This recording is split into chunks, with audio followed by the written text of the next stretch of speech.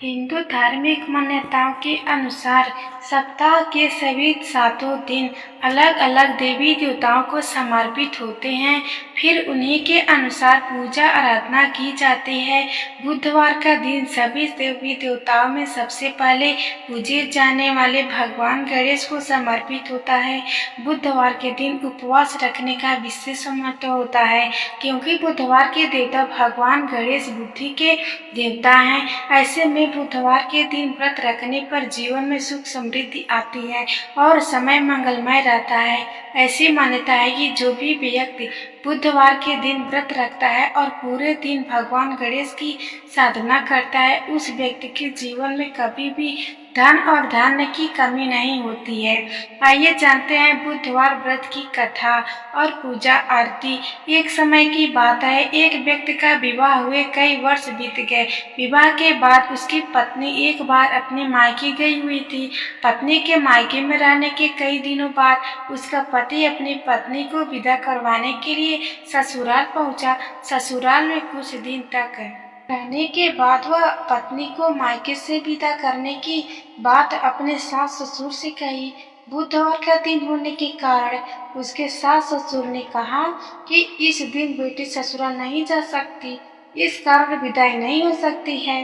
लेकिन वह व्यक्ति नहीं माना और अपनी पत्नी को मायके से विदा कराकर अपने घर की तरफ चल दिया।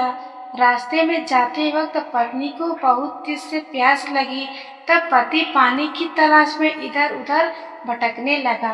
काफी देर बाद जब वह पानी लेकर वापस लौटा तो उसने देखा कि पत्नी के पास उसी की वेशभूषा में कई अन्य व्यक्ति पत्नी के साथ बैठकर बातें करता हुआ दिखाई दिया। दोनों व्यक्ति आपस में लड़ने लगे। पहले व्यक्ति ने गुस्से में दूसरे व्यक्ति से पूछना लगा कि वह कौन और क्यों उसकी पत्नी के साथ बैठकर बातें कर रहा है। फिर आपस में लड़ने लगे। दूसरे व्यक्ति ने कहा कि यह मेरी पत्नी है। दोनों के बीच भयानक लड़ाई होने लगी।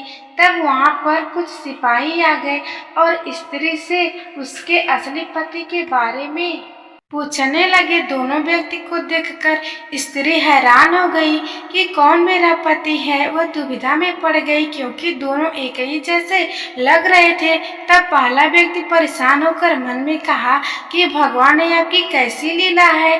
तभी आकाशवाणी हुई कि बुधवार के दिन पत्नी को विदा करवा कर नहीं ले जाना चाहिए था। यह सब सुनकर पहला व्यक्ति समझ गया कि यह भगवान बुद्ध की लीला है। फिर वह व्यक्ति बुद्धदेव से प्रार्थना करने लगा और क्षमा मांगने लगा। फिर बुद्धदेव अंतर्ध्यान हो गए और उस व्यक्ति को अपनी पत्नी मिल गई। तभी से हर दिन बुधवार के दिन भगवान गणेश की पूजा होने लगी।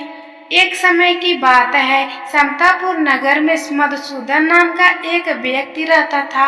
वह बहुत धनवान था। मधुसूदन का विवाह बलरामपुर नगर की सुंदर लड़की संगीता से हुआ था। एक बार मधुसूदन अपनी पत्नी को लेने बुधवार के दिन बलरामपुर गया। मधुसूदन ने पत्नी के माता पिता से संगीता को विदा कराने के लिए कहा। माता पिता बोले, बेटा आज बुधवार का किसी भी शुभ कार्य के लिए यात्रा नहीं करते। लेकिन मधुसूदन नहीं माना।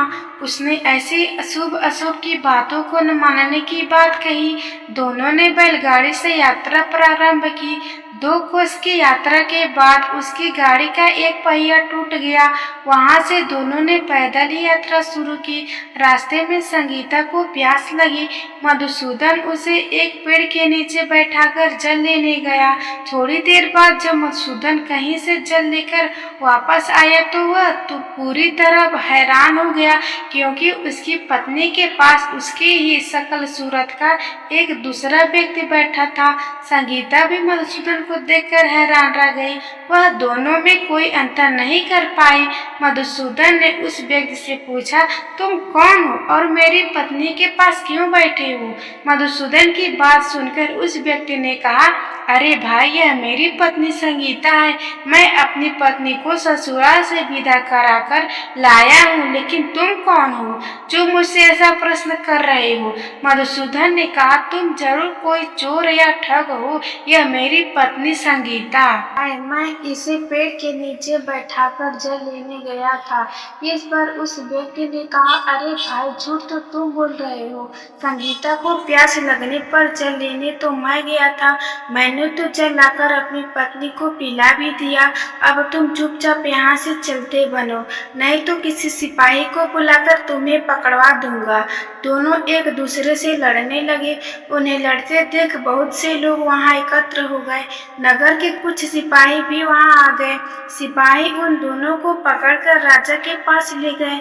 सारी कहानी सुनकर राजा भी कोई निर्णय नहीं कर पाया। संगीता भी उन दोनों में से अपने वास्तविक पति को नहीं पहचान पा रही थी। राजा ने दोनों को कारागार में डाल देने के लिए कहा। राजा के फैसले पर असली मधुसूदन भयभीत हो उठा। तभी आकाशवाणी हुई। मधुसूदन दोनों संगीता के माता पिता की बात नहीं मानी और बुधवार के दिन अपने ससुराल से प्रस्थान किया। यह सब भगवान बुद्धदेव के प्रकोप से हो रहा है।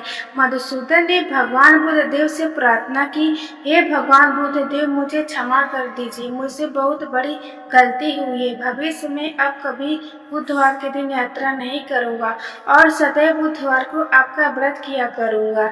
मधुसूदन की प्रार्थना करने से भगवान बुद्धदेव ने उसे क्षमा कर दिया।